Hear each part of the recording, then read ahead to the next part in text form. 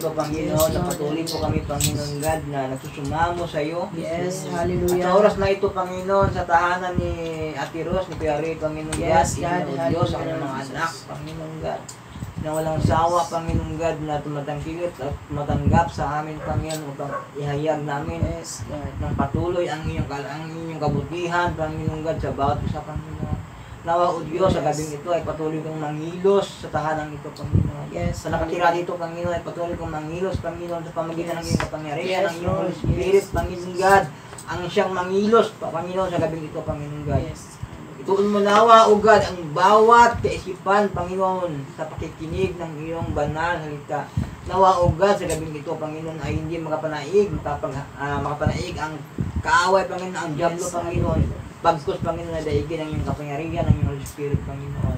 Maraming salamat at ibinang Diyos sa magtuturo ng iyong mensahe, Panginoon God, na si Brother Carlito, Panginoon God, hallelujah. Yes. Maraming salamat sa kanyang buhay, Panginoon God, ay siya ang iyong pagagamitin upang ihayag ang iyong kabutihan, Panginoon God. Maraming salamat, Panginoon, na sa gabi ito, Panginoon, na patuloy namin itong maunawaan at amin din may sa buhay at hindi lang, Panginoon, amin din may ituturo sa dapat hayagan, Panginoon, na turuan, Panginoon. Maraming salamat sa iyo ang pagpulot at dakila sa pangalan ni Jesus. Amen.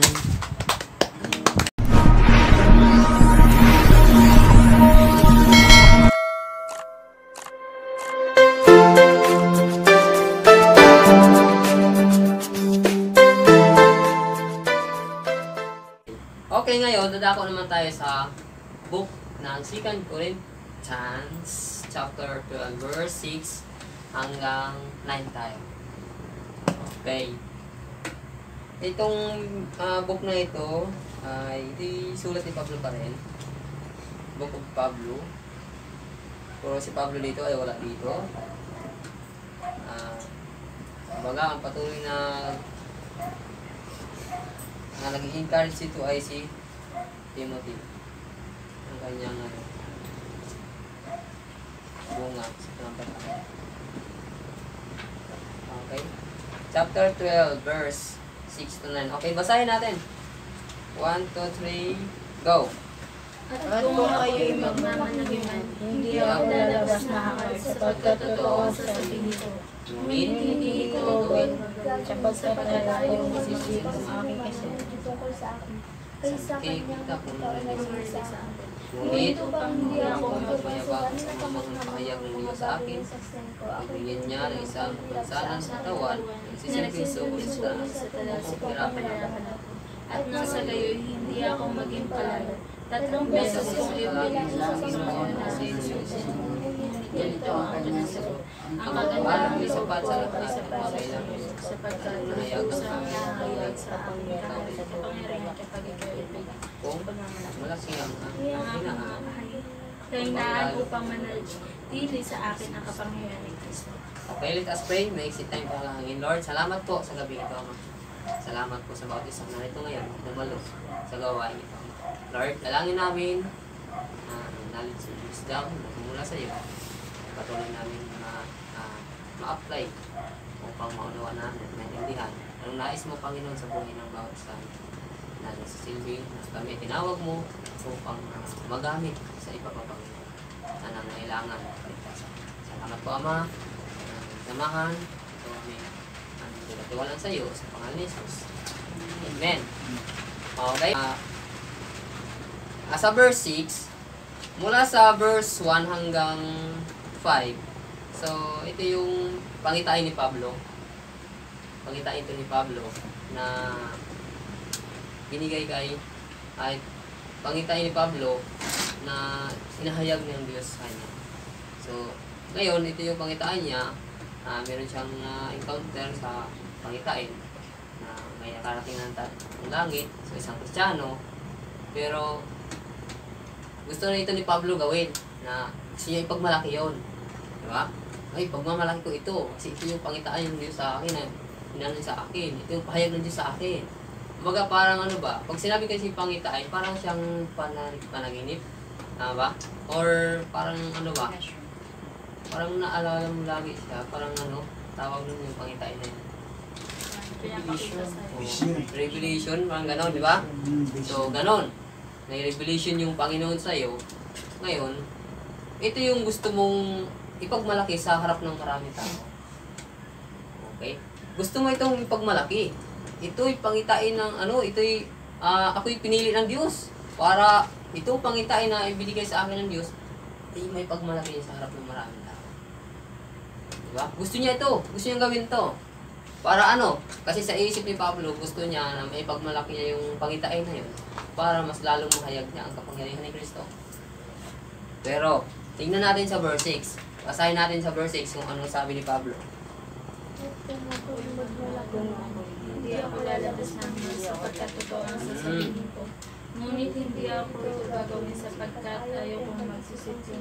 Okay? Higit tungkol sa akin kaysa kanya nakita ko na rin sa akin. Amen. So, sabi ni Pablo dyan, sabi niya, kung gagawin ko ito, ipagmalaki ko ito sa maraming tao, hindi ako hangal. Bakit? Kasi totoo. Totoo naman sasabihin ko eh. Ibig sabihin, si Pablo ay hindi siya magsisinungaling. Kung ano yung pangitain na binigay sa kanya, o pahayag ng Diyos kay Pablo, ay hindi siya hangal. Diba? Hindi siya hangal. Pero, ito si Pablo, nag-isip rin sa kalagayan ng mga tao. Diba? Hindi nga hangal. Tama yun, hindi hangal. Kasi totoo ang sasabihin ni Pablo. Pero sabi ni Pablo, hindi ko ito gagawin. Okay? Ngunit hindi ko ito gagawin. Sapagkat ayaw kong mag-isip ang sinuman ng higit tungkol sa akin. Pablo, ayaw kong mag-isip yung mga yan na mahigitan ako. Yun ang iniisip ni Pablo.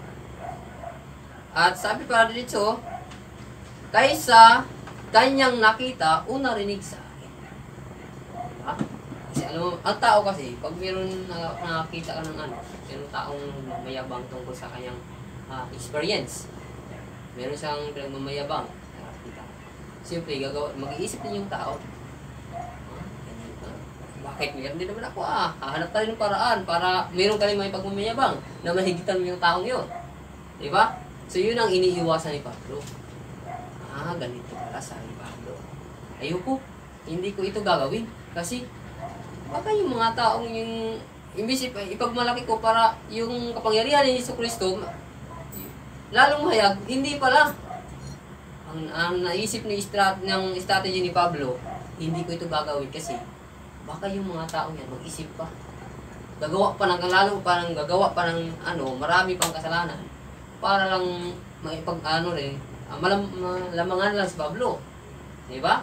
So, ibig sabihin, itong mga taong to, mas lalo pang samak ka dahil dun sa kanyang ipagmalaki. So, ibig sabihin, ang unang punto natin dyan, dapat tayong marunong magpigil. Marunong tayong magpigil. Diba? Marunong tayong magpigil sa sarili natin. Walang problema, walang masama doon kung mayroong pangitain ng Panginoon sa'yo. Pero, tignan natin kung anong pangitain ng mayroong Panginoon. Kung ano yung pinapahayag ng Diyos sa'yo. So, depende yun sa anong pahayag ng Diyos sa atin. Baka yung pahayag ng Diyos ng Panginoon sa atin ay hindi pala tumpak para ipagmalaki natin sa mga marami. Diba? So, ibig sabihin, kailangan tumpak din. Tumpak na hindi rin sila gagawa ng paraan para malamangan ka. Hindi sila gagawa ng kasalanan. Diba? Kasi ikaw na, imbis mabuti yung pangitain yung ng Diyos, imbis mabuti yun, napasama pa tuloy sa mga tao. Sila tuloy nagkasala na dahil dun sa pangitain ipinagmamalaki mo. Diba? So, ibig sabihin, nakadepende pa rin sa pangitain. Kaya, may pangitain ng Panginoon sa atin, it's okay lang yun. Normal lang yun. Kung may talagang malapit ka na sa Panginoon, hindi ka nga sa Panginoon, haligit ka na. So, normal lang yun na meron talagang pangitain ng Diyos. Okay, sa panaginip, meron ng Panginoon ng Diyos. So, normal lang yun. Pero ang sabi dyan, magpigil ka rin sa sarili. Huwag puro ka dada. Baka naging ka ng tao nun. Nandal ka. Diba? So, ang sabi ni Pablo, dapat din tayong magpigil. Si Pablo nagpigil sa sarili niya. Pinigilan niya ang sarili niya. Amen. Hindi ko ito gagawin. Baka yung sino man, yung mga yan, baka mag-isip pa yan. Amen. Tapos gawa sila ng paraan para mahigitan ako. O yung mga narinig ko, mahigitan pa nila. Diba? Okay, diretso tayo sa verse 7 tayo. So, ang unang punto natin nun, dapat marunong tayong magpigil sa sarili. Okay, verse 7. Ngunit upang hindi ko may bahayag ang kamangapanghang pahayag ng Diyos sa akin, ako'y binigyan niya ng isang pansanan sa katawan na nagsisilbing sugo ng Satanas upang pahirapan ako. At nang sa gayoy, hindi ko maging palalo. Hindi ako maging palalo. Okay? Ito ngayon, mayroong ginawa ang Panginoon. So, ginamit ang kaaway dito. Na, ito si Pablo, baka may hindi niya mapigilan. Diba? Nagpa-practice si Pablo. Pinipigilan niya sarili niya. Pero baka hindi niya mapigilan ni Pablo. Bakit si Pablo kasi matapang? Diba? Matapang to si Pablo. Pero, sabi nga ng ibang pastoran, maano lang to si Pablo, pero pagharapan, daw to, duwag. Kaya nga, ang niya, mga sugo-sugo lang yun. Hulihin yan. Kasi pagharapan pala, personal.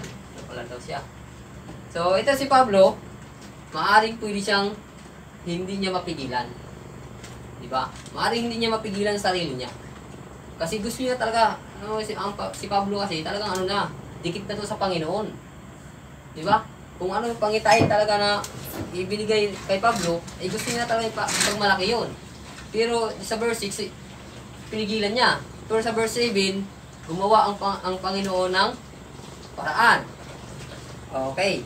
Sabi dyan, ulitin ko ngunit upang hindi ko maipahayag, malinaw ngunit upang hindi ko ipagyabang ang kamanghamanghang pahayag ng Diyos sa akin, ako'y binigyan ng isang kapansanan sa katawan.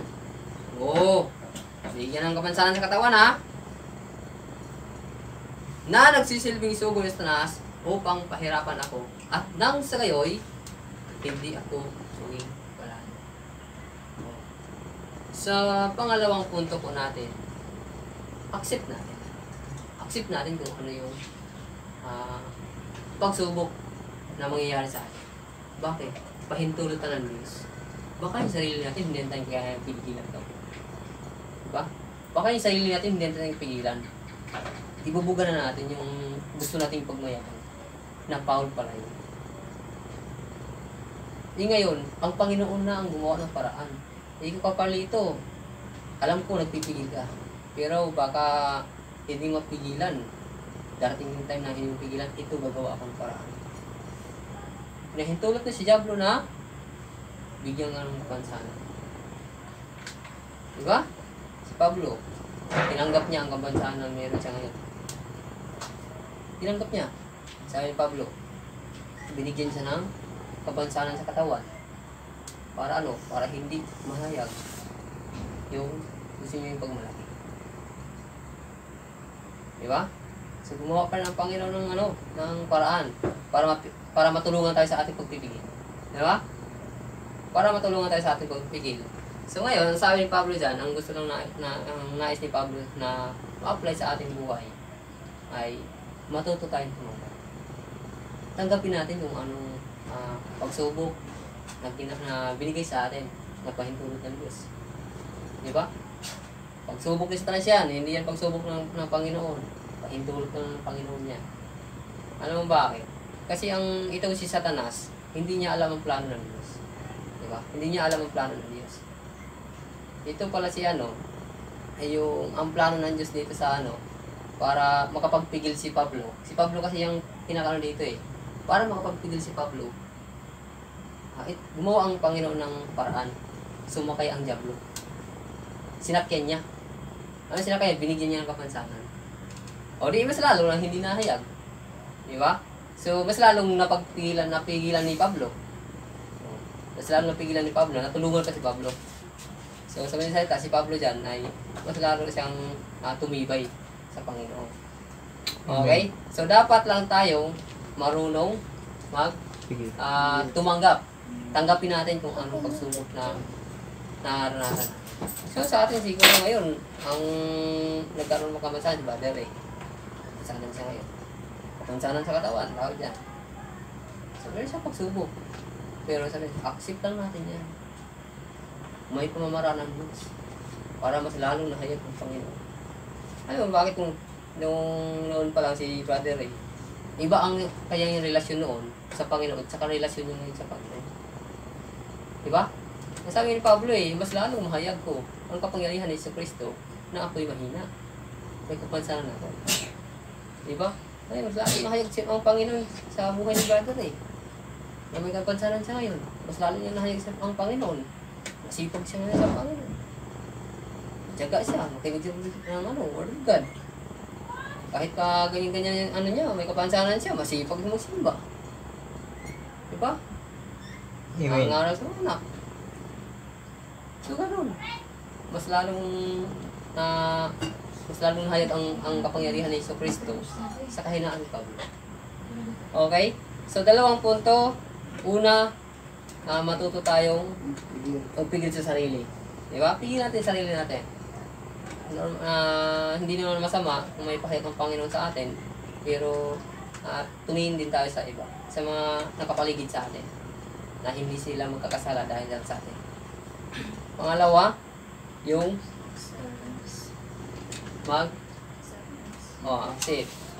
matuto tayong tumanggap tayo kung anong pagsubok na binigay sa atin.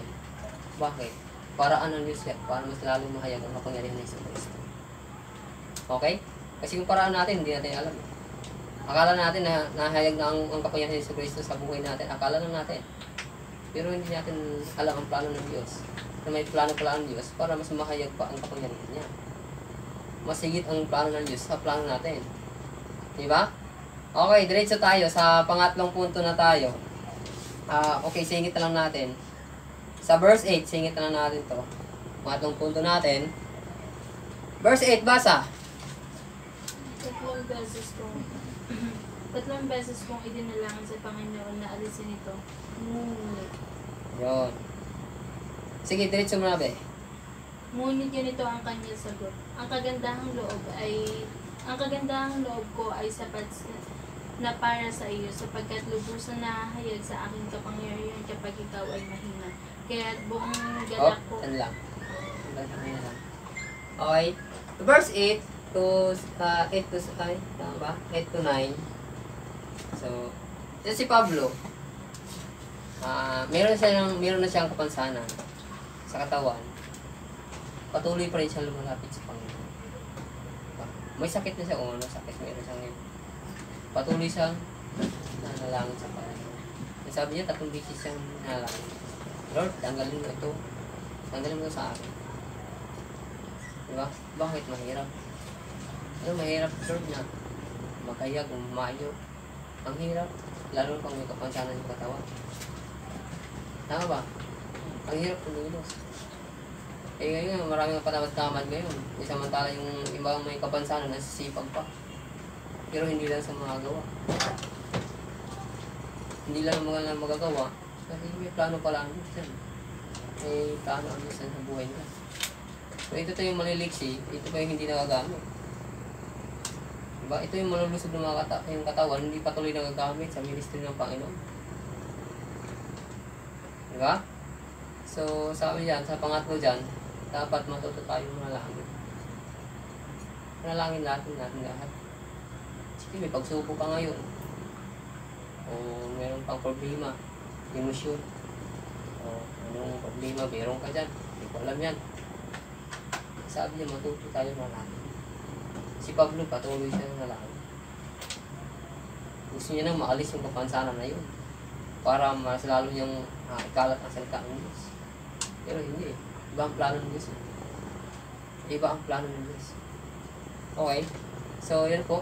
Ano na siya. Sa tatlong beses si Pablo nanalangin. So, yan ang gusto din ni Pablo sa atin na matuto din tayo manalangin. Diba? Continue to pray. Kahit meron tayong mga problema, continue to pray. Lumapit pa rin tayo sa Panginoon.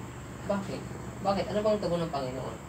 Hoy, ikaw, ba't ka ganyan? Ganyan ang mukha mo. Ang pangit-pangit mo. Tignan mo naman. Ang sabi ng Panginoon, ngunit ganito ang kanyang sagot.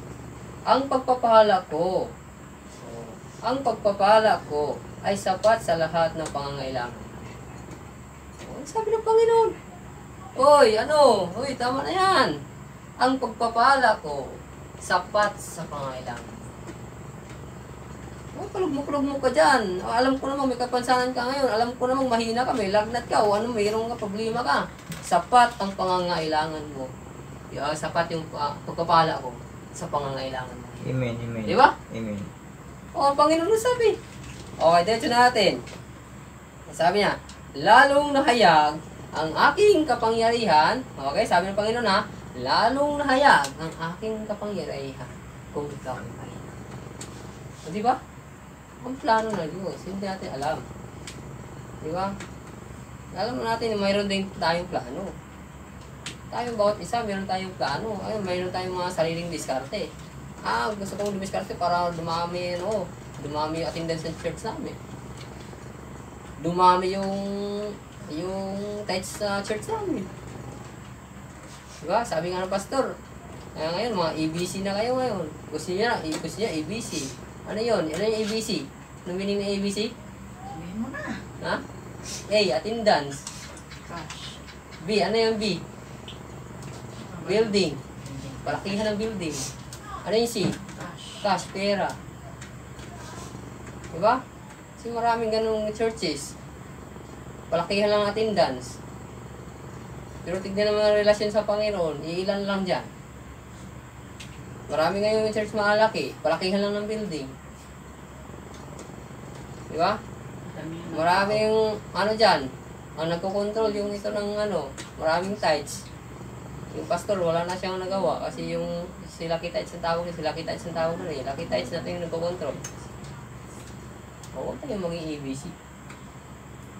Diba? Ang sabi ng Panginoon, lalong mahayag ang aking kapangyarihan. Amen, amen. Amen?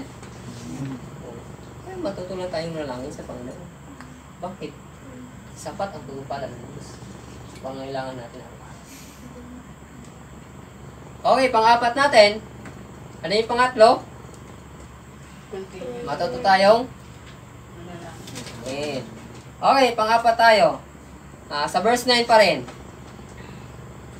Sabi yan, kaya't buong galak kong ipagmalaki ang aking mga kahinaan upang lalo kong madama ang kapangyarihan ni Yesu Cristo.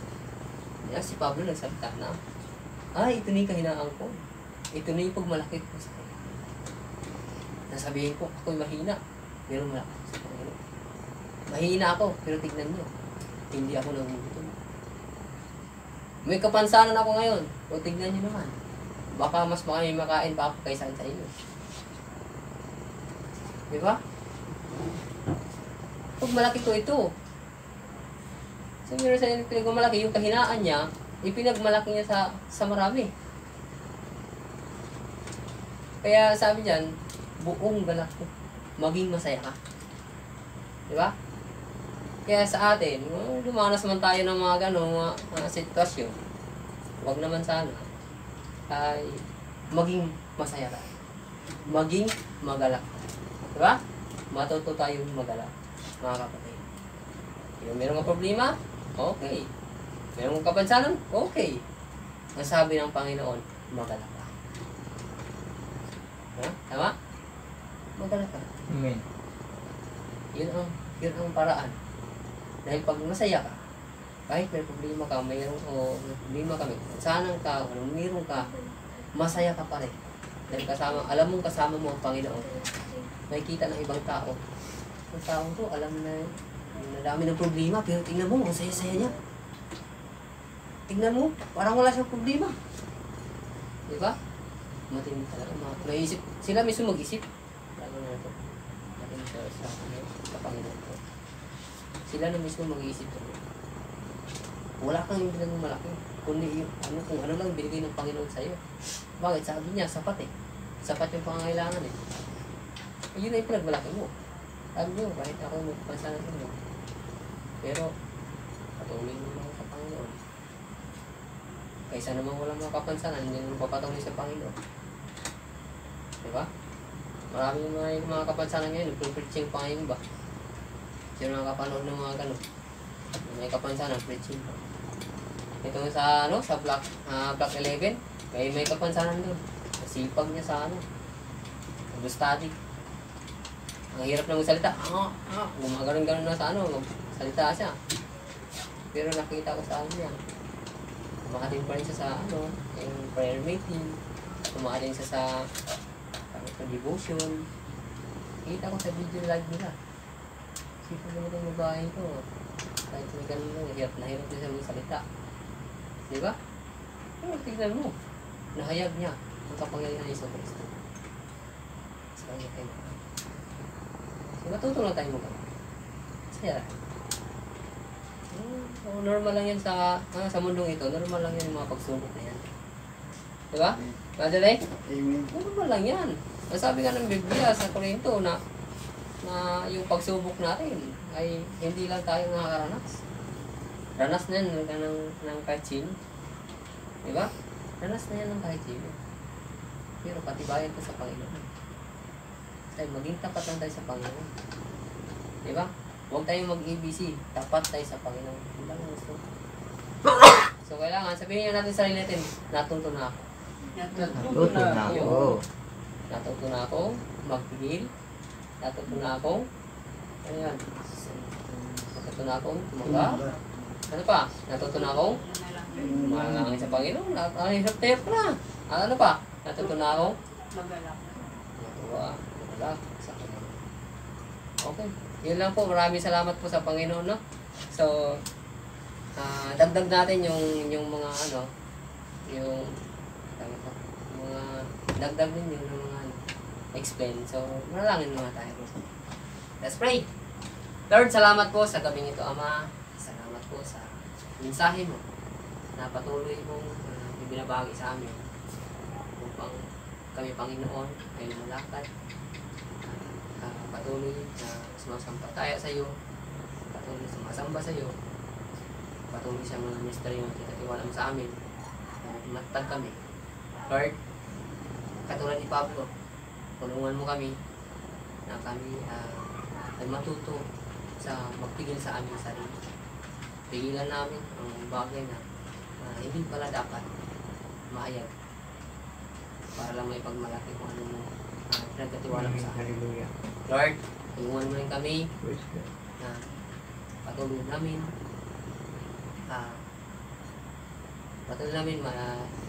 makakamtan kung ano yung mga plano sa buhay namin. Lord, hindi namin alam kung anong plano mo. Pero Lord, alam namin na masigit ang plano mo kaysa amin. At tulungan mo kami, O Diyos, na patuloy na sa pag-pray. Patulungan mo kami na patuloy kami lumapit sa iyo. Lagi ka namin tatawagin. Kung dumanas mo kami ng problema, patuloy ka namin tawagin. At Lord, tulungan mo kami, Panginoon, na kakayanin namin sa pagtanggap kung ano ang pagsubok na maranasan namin ng Diyos. Hindi namin kaya ang mga pagsubok o mga problema, Panginoon, kung wala ka sa amin. Lord, tulungan mo kami, samahan mo kami. Dahil ikaw lang ang kaya nito, at ikaw lang din ang kaya na magalis nito. At Lord, tulungan mo rin kami na maging masaya pa rin na kahit lumanas kami, O Diyos, ng kapansanan, sakit, hanggaman, problema, tulungan mo kami magalak dahil kami ay papatuloy sa iyo. Kaya salamat, Ama. Binabalik namin, Panginoon, ang papuri ng isang masaya. At salamat sa iyong salita na binahagi mo ngayon sa gabi. At Panginoon, nagtiwala ko na sa iyo. At Panginoon, pamilyang ito, lumugod kami. Nagtiwala ko sa iyo. Ikaw, Panginoon, patuloy na muna sa kanila dahil ikaw ang nakakaalam kung anong sitwasyon meron sila. Salamat po. Ito ang dahil. Salamat sa Panginoon. Amen.